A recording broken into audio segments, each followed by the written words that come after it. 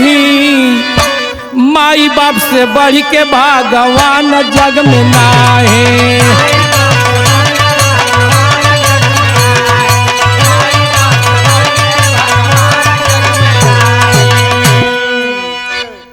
लिखले हमें तुलसीदास का करम प्रधान विश्व करी राखा।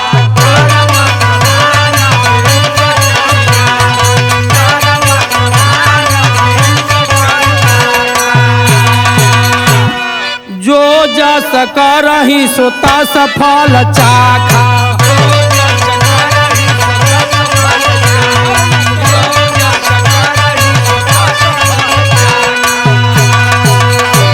अरे हृदय में बाटे, हृदय में बाटे जहान जग में नाही, माई बाप से बढ़ के भगवान जग में नाही।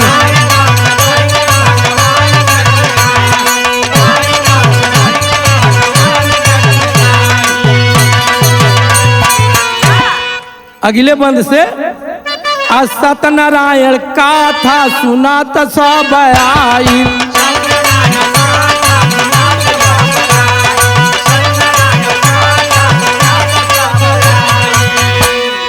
पूरे भारतवर्ष में पुरखा पुरनिया से लेकर आज तक सत्यनारायण कथा सुनत सब आई।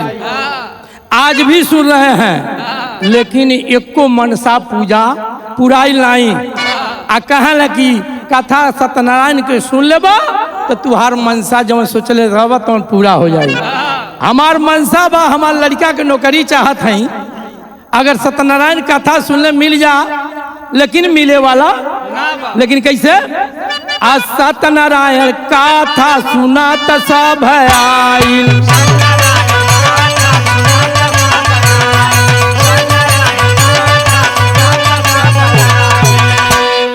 आज तक न के हुए के मनसा पुजाई।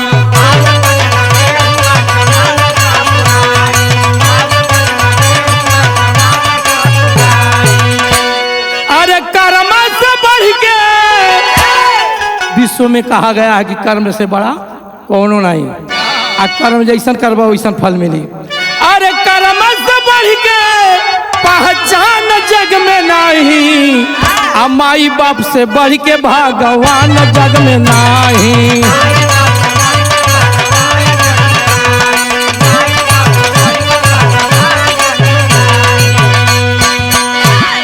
अगला बंद ध्यान दिया जाई। मूल निवासियों का इतिहास राणा अर्जुन राणा के लिखा हुआ है, सम्यक प्रकाशन से मंगाकर आप पढ़ सकते हैं। लेकिन कैसे भैया? मूल निवासी हव शिव जी जगत में,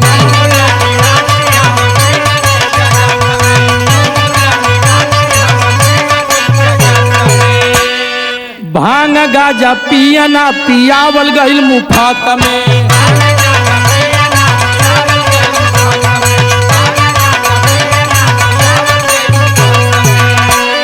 भांग गाजा शिव जी को वो नशेड़ी नहीं थे, लेकिन पिलाने वालों ने पिलाया इसलिए कि यह मूल निवासी होने के नाते अपने परिवार में, अपने जात बिरादरी में वो याद न पड़ जाए, इसलिए नशा में नशा किया करते थे। लेकिन कैसे? अरे पार्वती शिव दिल जब सदिया भैलवा पार्वती दक्ष के लड़की से, अरे पार्वती शिव दिल मिलान जग में नहीं, आ माई बाप से बढ़ के भगवान जग में नहीं।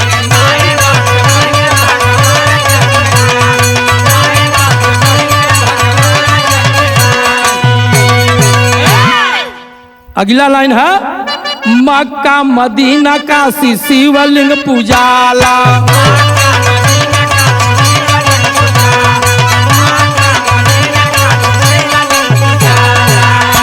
मक्का मदीना और काशी में शिवलिंग है, उसी पर पानी और उसी के पूजा करते हैं। अगर भैया कहल जाता है कुछ और बात, लेकिन कैसे? असम सत्ता बरेज गइल पत्थर भेटाला।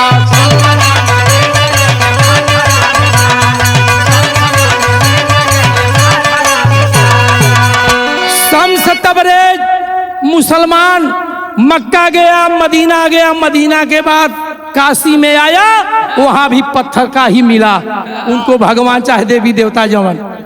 और इतना नहीं है, उसने अपने शरीर के चमड़ी भी दान कर दिया, फिर भी भगवान वह पत्थर वाला लौकला वो भगवान। यह प्रमाण है, हदीस किताब में है, मुसलमानों के हाथ से छान कर निकाला गया। लेकिन कैसे भैया? अरे पाथर माटी मूर्ति में, पाथर माटी मूर्ति में प्राण जग में नाही, माई बाप से बढ़ के भगवान जग में नाही।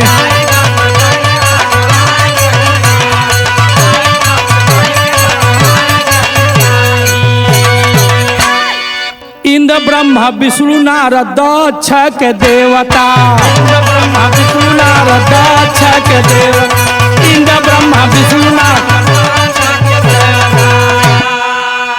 मूल निवासी शिव जी है, शिव जी मूल निवासी, मूल निवासी शिव जी को दिए नाही नेवता।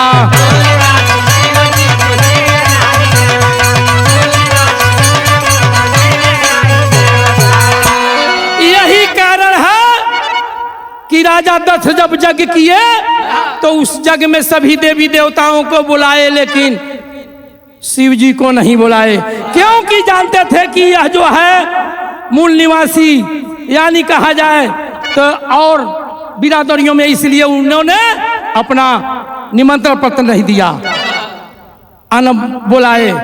लेकिन इस सच्चाई को छिपा करके भी रखा गया। लेकिन मूल निवासियों का इतिहास किताब राणा अर्जुन जी का यह किताब सम्यक प्रकाशन से उसमें प्रमाण मिला, हमने इस गीत को लिखा। लेकिन कैसे भैया? अरे हवन कुंड में कूदली, वैसा नहीं कूद गई, हवन कुंड में कूदली, ठिकान जग में नहीं, माई बाप से बढ़ के भगवान जग में नहीं।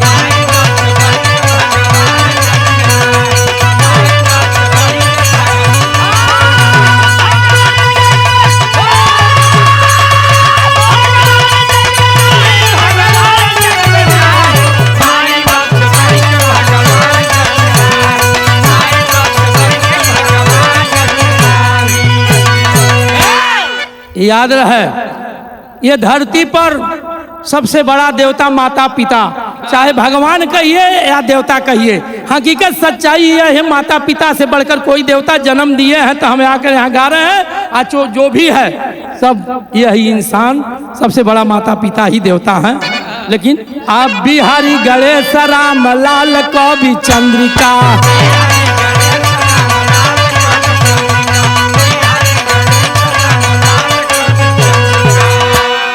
झीनकू प्रसाद लगा के चली गई टीका,